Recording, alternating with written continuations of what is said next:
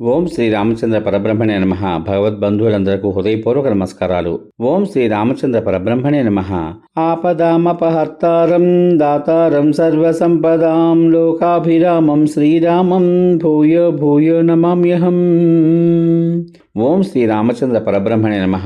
శ్రీ వాల్మీకి రామాయణము 4వ కాండ అయిన కిష్కింధాకాండ యందలి 32వ సర్గ యందలి గల 22 శ్లోకముల యొక్క వచన భావసారాన్ని హనుమంతుడు చింతతో వ్యాకులుడైన సుగ్రీవునికి బోధించుట అనే కథగా విందాం.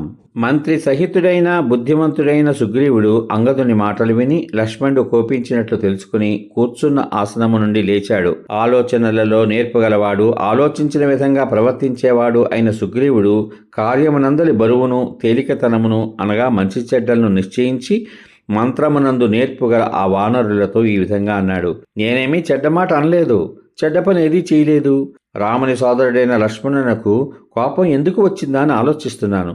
నిత్యము అవకాశము కొరకు చూసే చెడ్డ బుద్ధి గల నా శత్రువులెవరో లక్ష్మణునకు నా మీద లేని దోషాలను కల్పించి చెప్పి ఉంటారు.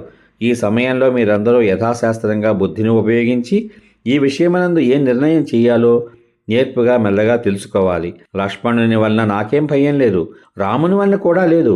కానీ మిత్రుడు అకారణంగా కోపించాడంటే ఎవరైనా కంగారు పడతారు కదా. అన్ని విధాలా స్నేహితుని సంపాదించుట సులభమే గాని ఆ స్నేహాన్ని రక్షించుకోవడం చాలా కష్టం.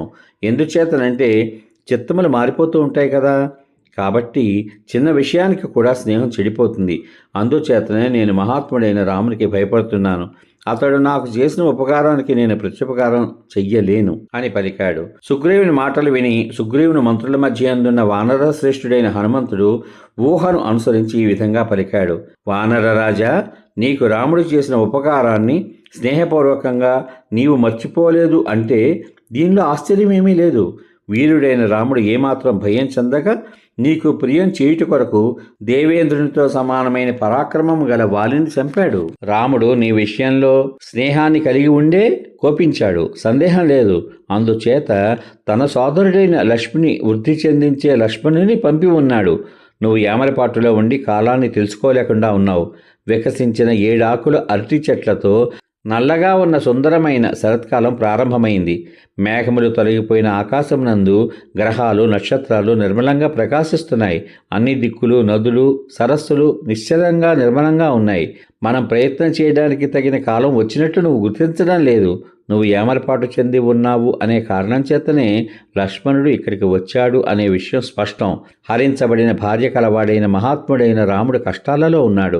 మరొక పురుషుని ద్వారా అతడు పంపిన పరుష వచనాలని నువ్వు సహించాలి. అపరాధం చేసిన నువ్వు అంజలి ఘటించి లక్ష్మణుని అనుగ్రహింప చేసుకోవడంతో తప్ప తగిన మరొక ఉపాయం ఏమీ నాకు కనబడడం లేదు. నియమితులైన మంత్రులు తప్పక రాజుకు ఏది హితమో అదే చెప్పాలి. అందుచేతనే నేను భయం విడిచి నిశ్చితమైన ఈ మాట చెబుతున్నాను. రాముడు కోపిస్తే ధనుస్సును ఎక్కుపెట్టి దేవతలతోనూ అసురులతోనూ గంధర్వులతోనూ కూడిన జగత్తును వశంలో ఉంచుకోగలడు. పూర్వం రాముడు చేసిన ఉపకారాన్ని స్మరిస్తూ విశేషించి కృతజ్ఞతాభావంతో ఉండవలసిన నువ్వు అతనిని మాటిమాటికి అనుగ్రహింప చేసుకోవాలి. అట్టి రామునకు కోపం కలిగించడం మంచిది కాదు. పుత్రులతోనూ స్నేహితులతోనూ కూడిన నువ్వు అతనికి శిరస్సు వంచి నమస్కరించి నీ ప్రతిజ్ఞను పాలిస్తూ భర్తకు భార్య వలె అతనికి వసుడివై ఉండు.